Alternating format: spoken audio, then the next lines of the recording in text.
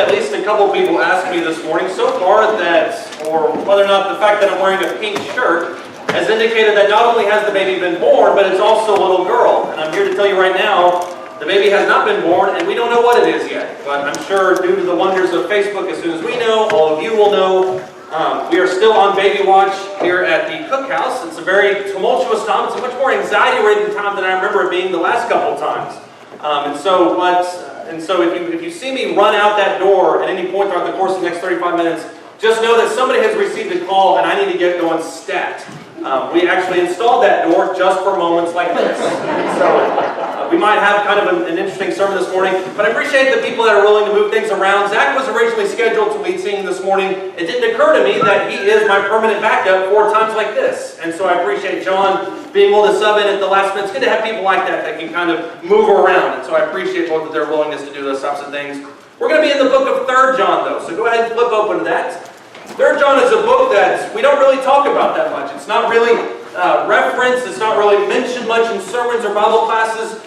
And I think a lot of that has to do with the fact that it's so little. It's not a very big book, somewhere around the neighborhood of 15, 16 verses long. So it's not a very big book, but also doesn't contain wide, sweeping theological premises. There's nothing in it that people can point to and say, well, in this book of 3 John, you see blank. And you do that with 1 John and 2 John. And 1 John, and John is very extreme. He's very much a man of extremes. And so in 1 John, you find a lot of information about you're either with God or you're against God. You either stand with Him or you don't stand with Him. And in 2 John, you have a lot of verses that discuss the nature of the Antichrist. And these types of things go well hand in hand with kind of what Paul would talk about in the book of 1 Thessalonians, talking about not just one person, but a spirit of people that are opposed towards God. The book of 3 John is not written like that. 3 John is literally about 3 people: Gaius, Demetrius, and Diotre. And Gaius is one of those people that is always, you want to have in your church. You want to have somebody like Gaius who is always generous, who's very hospitable, who loves the truth. And then you have somebody like Demetrius who simply says about him that he had a good testimony, that he was somebody who had a really good reputation amongst fellow workers of God. And then you get somebody like Diotre. And Diotre it almost seems as if that's the reason that John wrote this letter in the first place, is to combat this spirit of Diotre. And if you don't have to look very far, as a matter of fact, there's only a few verses that discuss him, but you don't have to read very far into it to see exactly why John is opposed to him. In 3 John, for instance, in verse 9, this is where Diotre picks up for the first. Or in the first, he says in verse 9, I wrote something to the church, but Diotre, who loves to be the first among them, does not accept what we say. For this reason, if I come, I will call attention to his deeds, which he does, unjustly accusing us with wicked words, and not satisfied with this. He himself does not receive the brethren either, and he forbids those who desire to do so, and puts them out of the church. The only thing you need to know about Diotre, the one that kind of kicks off his whole discussion, is John's statement in 3 John in verse 9 that says he loves to be the first among them. And this, ladies and gentlemen, this verse 9, says everything about who he is. Everything spawns out of that. Verse 10, all the different components of who he is, spawns out of this massive ego problem that Diotre has by wanting to have the preeminence among him. You don't have to look, you can look at the next verses to kind of see how this spills over. For instance, he talks about how he unjustly accuses us with wicked words. Talks about how he does not receive the brethren and even forbids those who desire to do so. So not only does he restrict fellowship, but he also restricts people who want to have fellowship with John, fellowship with Jesus. He almost acts in a lot of ways kind of as a counter-Gaius. Diotre is in a lot of ways kind of the anti-Gaius. Gaius is very welcoming, Gaius is very hospitable, and Diotre is not. Gaius welcomes those who preach the truth. Diotre doesn't want to have anything to do with them. And so there's just no getting around it, no matter which way you slice it. Diotre is just a horrible, horrible person. And he's the type of person that nobody wants in their church. It's been said that if you look at 3 John, though, you see seeds of all those people present in every congregation. For instance, every congregation has somebody like Gaius. And I don't have to look too far to see somebody sitting like that in the front row. I think Joy epitomizes that. Several other members of our local congregation. People that just seem to ooze hospitality. People that just seem to love the truth. And then you have people like Demetrius in every congregation. People who are strong soldiers of God, who are fervent advocates for the Spirit. And we have people like that in our congregation. I'm not going to name them. But then you also have in every congregation that I've ever been in, and I'm also not going to name these people, mainly because I'm not thinking of anybody specifically, but people like Diotre. People who have a massive ego problem and who exist in any organization or any group of people not to further the cause, but who are in it to see how much power they can gain for themselves. And as I mentioned, I don't see anybody in this congregation right now that embody the spirit of Diotre, but I am here to tell you right now that I have seen people in the past who have. There are people in congregations that I've been in, whether I've visited with them, whether I've been members of those congregations, who don't look at congregations as ways to serve God, but ways to use it as their own little personal fiefdom. And I've seen this also with elders. Elders who exert just an unnecessary amount of control over the preacher, over the members, over the deacons, who use it as something to put on their resume. And I'm proud to say that in this congregation we don't have 3 people like that. We don't have 3 elders who micromanage everything. We have 3 elders here who shepherd the flock lovingly, with compassion, and with guidance. But that's not to say that there aren't people like that out there. Paul was aware of this to the church of Rome. Look in Romans the 16th chapter, for instance. Romans chapter 16, he talks about people that are like this. In Romans chapter 16, starting in verse 17, notice in this long list of people that he says, say hi to him, say hi to him. Notice what he says right here in the middle. In Romans chapter 16, starting in verse 17. He says, now I urge you, brethren, keep your eye on those who cause dissensions and hindrances contrary to the teaching which you learn, and turn away from them. For such men, verse 18, are slaves, not of our Lord Jesus Christ, but of their own appetites.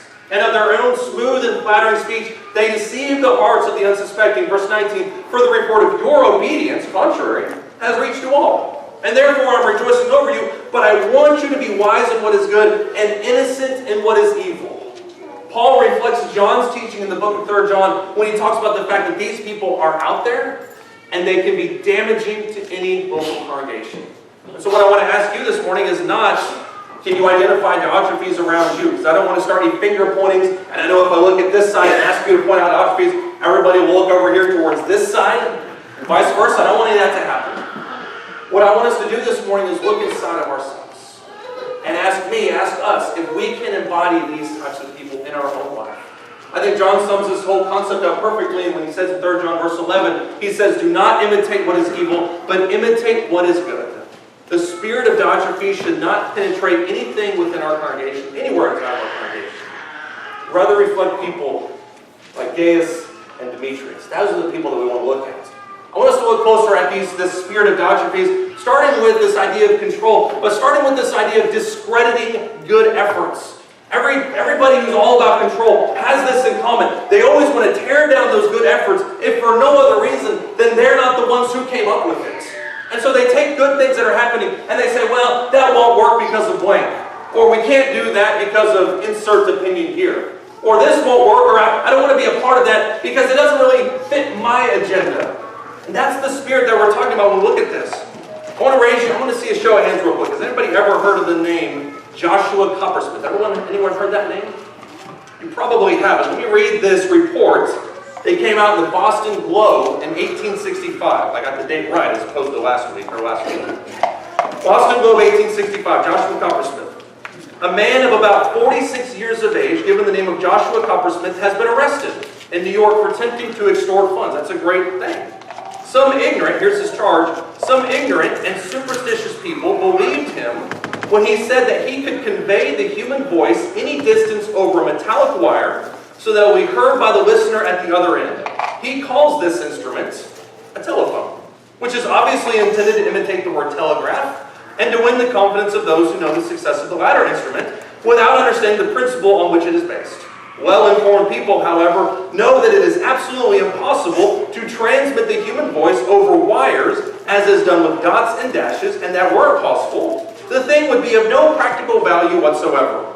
The authorities who apprehended this criminal are to be congratulated, and it is hoped that punishment will be prompt and fitting, and it may serve as an example to other conscienceless schemers who enrich themselves at the expense of their fellow creatures. Whoever wrote that would have had a field day with cell phones. Because what they're saying is that somebody's out there trying to extort funds for a device that is not only impractical, but just quite frankly doesn't exist. By the way, this would be 10, 15, 20 years before Alexander Graham Bell would develop the first prototype for the telephone. And so people always are looking at these types of inventions and looking at efforts that are good and noble, and this is just one example, and saying, well, that can't work. People used to discredit trains, and people used to discredit cars because they said that if cars ever went above 20 miles per hour, that your nose would just start bleeding, and there's no way that it could stop bleeding. So we have naysayers all the time. And even though these people exist in the outside world in regards to inventions, the secular world, they can exist within the congregation as well. So we want to have a special service. We want to do something along the lines of what Dustin did last week. And I tried to discourage him as much as possible about that. But let's say Dustin or somebody wants to put together a special theme service, and we're going to reorient the service just a little bit so that it emphasizes certain things. There are people in some congregations that will say, well, we can't do that because tradition. Or there will be people who say, we can't do that because of blank. And then there will be other people who say, well, what I think we should do is we should really accelerate our overseas missionary efforts. We've got some money in the bank. We need to be doing that. Somebody comes along and says, well, what about a rainy day fund? What about this? What about that? What about these things? And don't get me wrong. We need to be proper stewards of these things. But we also can't be naysayers and just discredit every good thing that tends to come along. Look at Malachi, the 2nd chapter. It's one thing to talk about this in terms of telephones and cars and trains and stuff like that. But it's different when we do it with the gospel. I want you to look at Malachi, the 2nd chapter. Malachi chapter 2. Malachi chapter 2, starting in verse 5. We touched on a little bit of Malachi this morning when we talked about John the Baptist. I want you to look at what was one of the accusations against the prophets in this time period. In Malachi the 2nd chapter, verse 5, listen to this accusation against the priests. He says, my covenant with him was one of life and peace, and I gave them to him as an object of reverence, so that he revered me and stood in awe of my name. True instruction, verse 6, was in his mouth, and unrighteousness was not found on his lips. He walked with me in peace and uprightness, and he turned many back from iniquity. For the lips of a priest, verse 7, here's his whole object. The lips of a priest should preserve knowledge. Men should seek instruction from his mouth, for he is the messenger of the Lord of hosts. But as for you, verse 8, you have turned aside from the way. You have caused many to stumble by the instruction, you have corrupted the covenant of Levi, says the Lord of hosts. And so I have also, verse 9, made you despised and abased before all the people, just as you are not keeping my ways, but are showing partiality in the instruction. His condemnation in Malachi, the 2nd chapter of his priests, was that they understood knowledge, and then they didn't display that knowledge and discuss that knowledge with other people. They wanted to be the ones that had these great ideas. They wanted to be the ones to transmit information. And so when God has his word to the priest and says, communicate it to these people, these are then people who look at that and say, that's not important. I don't need to listen to that. That's not something I need to focus on. Jeremiah talks about much the same thing in Jeremiah chapter 7. In Jeremiah chapter 7, for instance, starting in verse 3. Jeremiah chapter 7. When we talked about him in our Wednesday night class a few weeks ago, we discussed how he is the weeping prophet. And one of the reasons that Jeremiah is the weeping prophet is because not only did he have to witness the destruction of Jerusalem and witness the destruction of his homeland, but because for 30 or 40 years he had to repeat the same message to these people that they would not listen to. And in Jeremiah chapter 7, starting in verse 3, thus says the Lord of hosts, the God of Israel, amend your ways, amend your deeds, and I will let you dwell in this place. Do not trust in deceptive words. There's that spirit of Diotre saying, this is the temple of the Lord, the temple of the Lord. This is the temple of the Lord. For if you truly amend your ways and you amend your deeds, if you truly practice justice between a man and his neighbor, if you do not oppress the alien, the orphan, the widow, and you do not shed innocent blood in this place, you don't walk after other gods to your own ruin, then I will let you dwell in this place, in the land that I gave to your fathers forever and ever. God's commandment was very plain. Listen to me, obey me, follow me, and everything will be fine.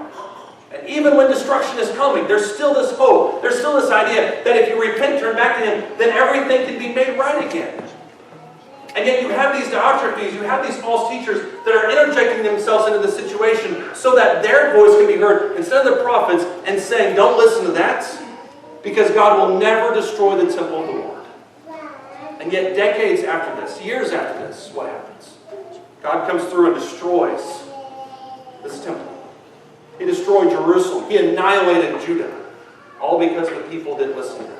when the truth is being brought forth, when the truth is being spoken, no matter who it's being spoken to, we need to listen to it and not naysay it to further our own agenda. Number 2, Diotre exalted himself as a gatekeeper. We understand the concept of gatekeepers. We talk about this all the time in terms of people who are letting people into a certain area or to a certain section. And we talk about all the time about how the Bible is hard to understand. We talk about how the Bible is difficult. We don't, but the world does. But the world talks about how the Bible is difficult to understand and how there's 66 books written 2,000 years ago. And so it's so hard for us sometimes to understand it. And so what we do in those situations is we look to people to guide us. I look to people to guide me, to help me understand more about the Bible. There's nothing wrong with that. Until we start putting emphasis in what they say, as opposed to what Scripture says. Diotre acted as a gatekeeper when he took the letters of John and he said, that's not important. Listen to what I have to say to you instead. I'm going to interpret this. This is my commentary. This is my understanding of it. This is also the spirit, for instance, of Absalom. Look in 2 Samuel chapter 15. Absalom did a lot of things bad. He obviously was a very handsome man, as evidenced by the fact that he died because his massive hair was caught in a tree. There's a whole bunch of jokes that you can make about that. I'm not going to make right now. But Absalom, number 1, this is where all of his insurrection, his rebellion kicked off, was here in 2 Samuel chapter 15. This is when he started to plant the seeds of insurrection against his father. In 2 Samuel chapter 15, starting in verse 1, it says, Now it came about after this that Absalom provided for himself a chariot, horses, 50 men as runners before him. And Absalom used to rise early. 2 Samuel chapter 15 and verse 2. Absalom used to rise early and stand beside the way of the gate. And when any man had a suit to come to the king for judgment, Absalom would call to him and say, From what city are you? And he would say, Your servant is from the tribes of Israel. And then Absalom would say to him, See, your claims are good and right, but no man listens to you on the part of the king. You notice what Absalom is doing here? Absalom is saying, I understand that you have a true complaint, that you need to see judgments. If only there was somebody that would listen to you. You could see the politician Absalom kind of creeping in here. Verse 4, moreover, Absalom would say, Oh, that one would appoint me judge in the land. Then every man who has any suit or cause would come to me, and I would give him justice. And when a man came near to prostrate himself before him, he would put out his hand and take hold of him and kiss him. Now listen to this in verse 6. In this manner, Absalom dealt with all Israel who came to the king for judgment, and Absalom stole the hearts of Israel away from the king. Absalom embodies the idea of Diotre and that he sets himself up as a gatekeeper for all this instruction. These people are going towards the king. He says, Stop here. Listen to me. Listen to what I have to say. And you see this spirit embodied in local congregations when somebody says, I need to go up to the elders and ask them a question. Well, come here. Let me talk to you about it. Don't listen to the elders. Don't listen to the deacons. Don't ask other people. Listen to me.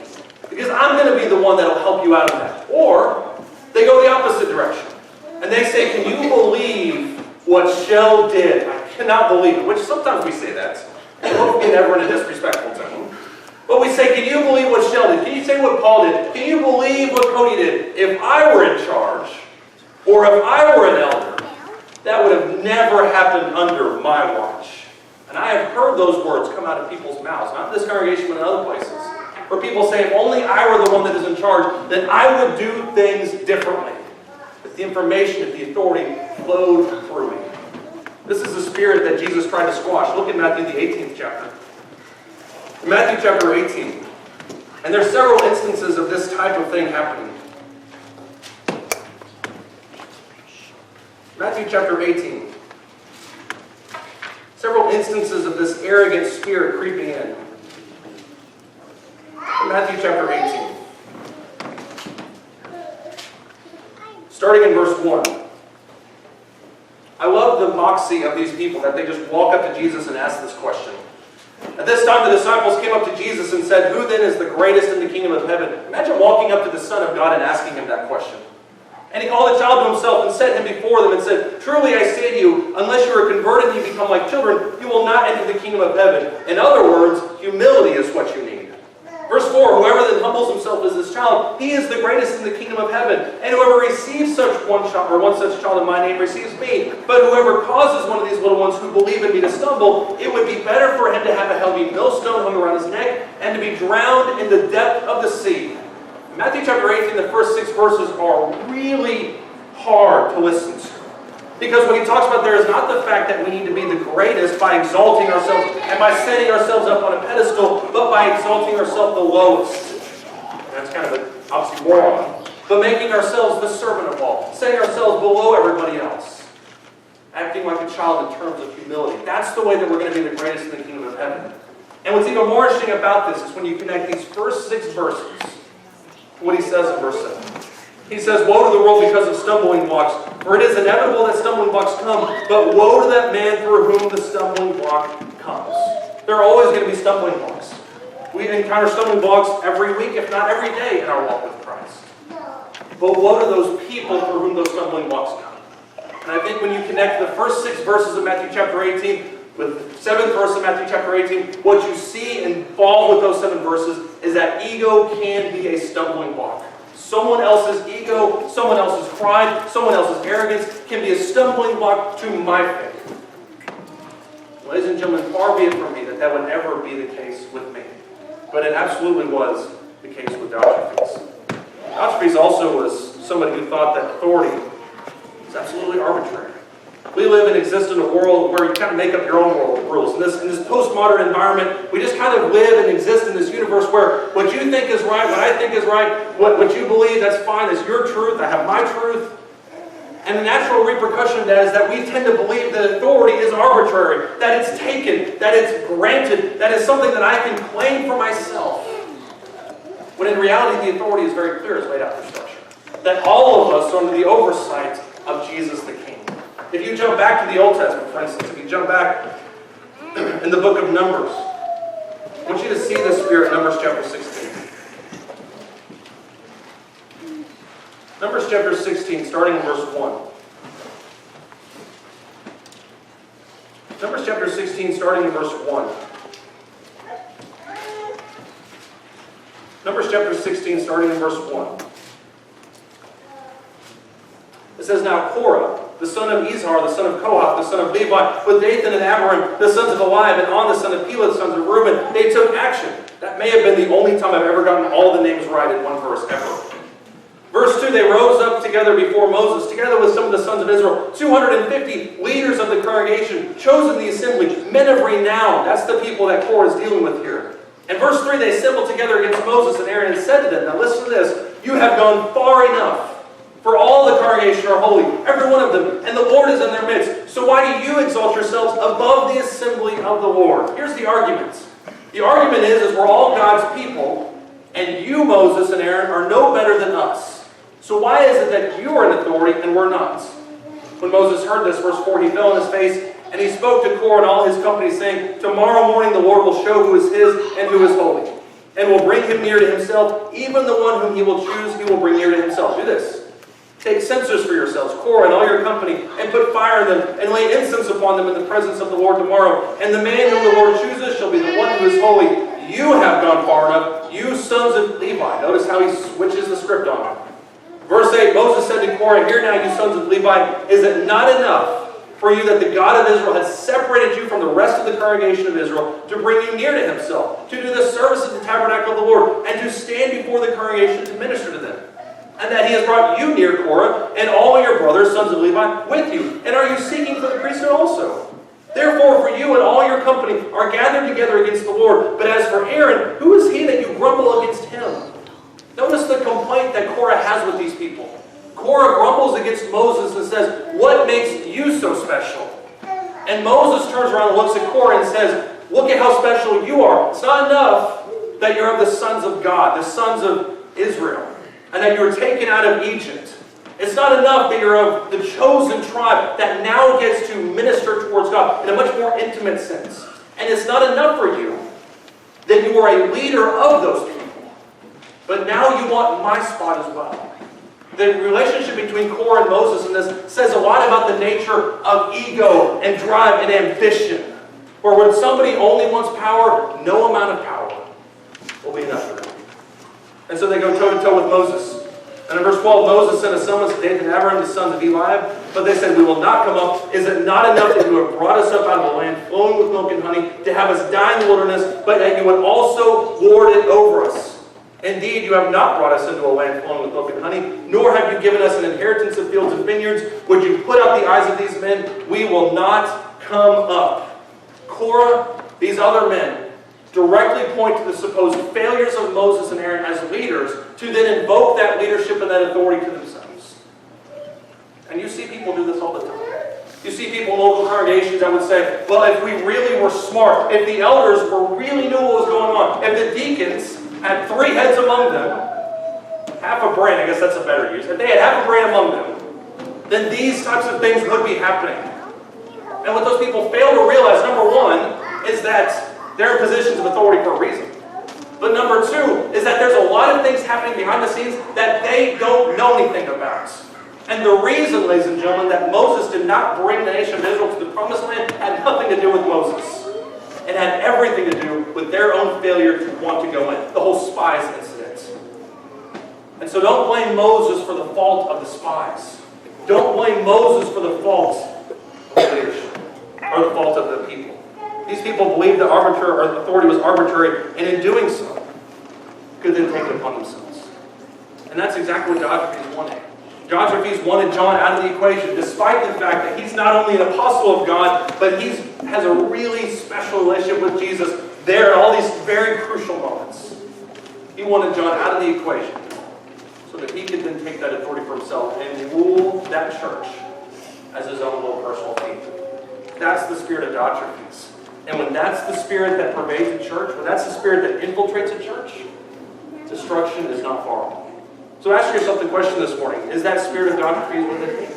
It'd be very easy for me to look across the aisle and say that's absolutely something that Ken Hale needs to work on.